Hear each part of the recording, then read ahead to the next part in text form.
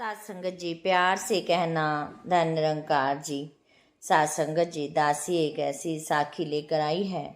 और प्यारे सात संगत जी, ये साखी में ही एक सच्ची घटना है कि एक बार की बात है कि सात संगत जी जम्मू के कश्मीर कुपवाड़ा सेक्टर की है। इंडियन आर्मी के 15 सिख जवान अपने मेजर के नेतृत्व में हिमालय की ऊंचाइयों में बनी आर्मी पोस्ट पर जा रहे थे। अगले 3 महीनों तक उन्हें इसी आर्मी पोस्ट पर रहना था। हिमालय की बर्फीली ऊंचाइयों पर बनी इन आर्मी पोस्ट पर सैनिकों की तैनाती हर 3 महीने पर बदलती रहती है। प्यारे साथ संगत जी, जाहिर सी बात है कि उस पोस्ट पर जो आर्मी की टुकड़ी रहती थी, उन्हें इस आने वाली टुकड़ी का बेसब्री से इंतजार रहता था। सर्दी का मौसम था और बीच बीच में बर्फ पड़ने की वजह से कड़ाके की ठंड पड़ रही थी। इससे इन दुर्गम रास्तों पर सफ़र और भी मुश्किल हो गया था। सफ़र के बीच मेजर के मन में ख्याल आया, काश एक कप चाय मिल जाती तो बड़ी राहत मिलती। ऐसा इसलिए क्योंकि ये देर रात का समय था और इतनी ठंडी में भला कौन ही दुकान खोलेगा। 1 घंटे ऐसे ही पैदल चलने के बाद ये काफिला सुनसान जगह में बनी एक छोटी सी दुकान के पास रुका, जो कि चाय की दुकान लग रही थी। दुकान पर ताला पड़ा हुआ था। मेजर ने कहा, जवानों, चाय तो किस्मत में नहीं, हाँ थोड़ा आराम कर लो यहाँ पर। सेना की इस टुकड़ी ने करीब 3 घंटे पहले सफर शुरू किया था। एक जवान बोला, सर दुकान तो है पर चाय हम बना नहीं सकते क्योंकि यहाँ पर ताला लगा हुआ है। बस ये ताला तोड़ना होगा तभी हम चाय पी सकते हैं। आर्मी मेजर सोच में पड़ गए कि ये एक अनैतिक सलाह थी, लेकिन ठंड में थके सेना के जवानों को 1 कप चाय से बड़ी राहत मिलेगी। ये सोचकर उन्होंने अनुमति दे दी और जवानों ने ताला तोड़ दिया। किस्मत उनके साथ थी। दुकान में चाय बनाने का सारा सामान और बिस्कुट के कुछ पैकेट भी थे। फटाफट गर्मा गर्म चाय बनी। चाय बिस्कुट से तरोताजा होकर आर्मी के जवान आगे बढ़ने को तैयार थे। मेजर ने सोचा, उन्होंने दुकान तोड़ी और बिना दुकान के मालिक की आज्ञा के चाय बिस्कुट लिया। लेकिन हम कोई चोर मंडली तो नहीं है, हम तो आर्मी के अनुशासित जवान हैं। मेजर ने 1000 रुपये पर्स से निकाले और दुकान के काउंटर पर एक डिब्बे से ऐसे दबा कर रख दिए कि चाय वाले को आसानी से मिल जाए। मेजर अब अपराध भावना से मुक्त हुए। उन्होंने दुकान के दरवाजे बंद कर आगे बढ़ने का आदेश दिया। 3 महीने का समय बीता। इंडियन आर्मी से इस टुकड़ी ने बड़ी जिम्मेदारी और सजगता से आर्मी पोस्ट पर ड्यूटी निभाई। सबसे अच्छी बात यह थी कि इस दौरान कई झड़पों से के बावजूद सभी सलामत से थे। अब समय आ गया था कि अगली टीम उनकी जगह लेने के लिए आए। वो दिन भी आ गया। उस टुकड़ी ने आगामी टुकड़ी को जिम्मेदारियां सौंपी और वापसी को निकल पड़े। संयोगवश वो फिर उसी दुकान पर रुके। इस बार दिन का समय था। दुकान खुली थी और चाय वाला भी मौजूद था। चाय वाला एक बूढ़ा व्यक्ति था। इतने सारे ग्राहकों को एक साथ देखकर वो बहुत खुश हुआ। सभी को उसने चाय बनाकर पिलाई और नाश्ता दिया। मेजर चाय वाले से बात करने लगा, मतलब वो कहाँ रहता है और कब से ऐसे सुनसान जगह पर दुकान चला रहा है। बूढ़ा अपने अनुभव और कई कहानियां बताने लगा। हर कहानी में भगवान का एहसान और विश्वास, ये विचार समाहित थे।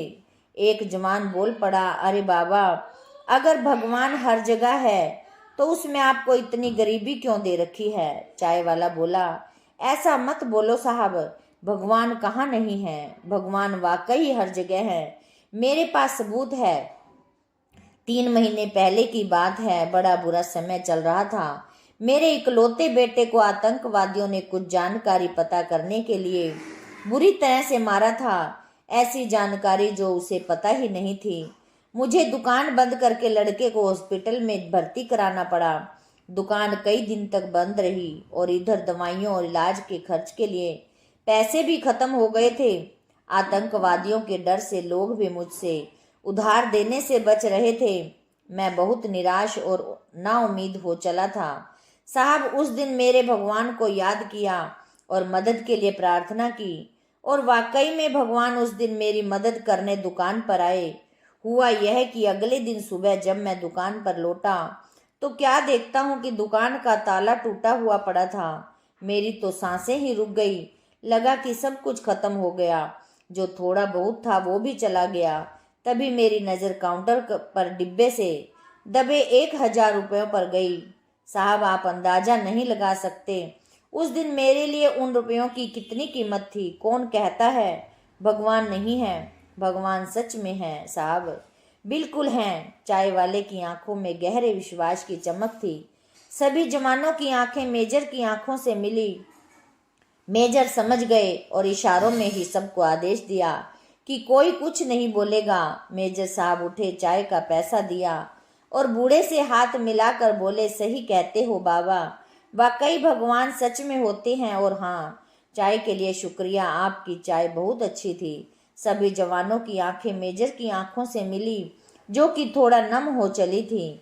पहली बार उन्होंने ऐसा नोटिस किया सेना के जवानों के लिए कि उस रात को दुकान भगवान की कृपा बन गई और अगली सुबह बूढ़े चाय वाले के लिए मेजर साहब भगवान बन गए। भगवान कहाँ है? भगवान हर जगह में है। कई बार प्यारे साथ संगत जी किसी के लिए भगवान का रूप बन सकते हैं। भगवान ऐसे ही लोगों के माध्यम बनाकर अपना काम कराते हैं।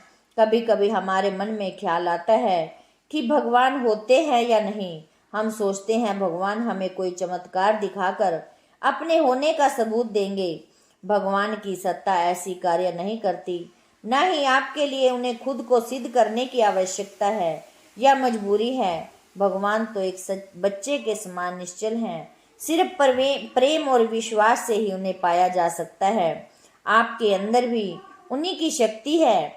उस शक्ति पर भरोसा रखकर दिमाग के घोड़े दौड़ाइए, सारे संभव प्रयास कीजिए। प्यारे साथ संगत जी, उस चाय वाले ने भी सारे प्रयास करने के बाद भगवान को याद किया। कहा भी भगवान पर विश्वास से जुड़े और अपने अनुभव सवाल प्यारे साथ संगत जी सुझाव प्यारे साथ संगत जी दिए। उन्होंने प्यारे साथ संगत जी ऐसे ही कहा कि भगवान हर जर्रे जर्रे हर पत्ते में है। प्यारे साथ संगत जी, ये तो हमारी एक नजरें होती हैं जो कि हम निरंकार को देख नहीं पाते। निरंकार हर जगह है, हर कण कण में व्यापक है। प्यारे साथ संगत जी, हमें उनको देख सकते हैं लेकिन हम देखना नहीं चाहते। हम वो अपनी नज़र वो चश्मा नहीं लगाते जिस नज़र से हमें निरंकार को देखना चाहिए।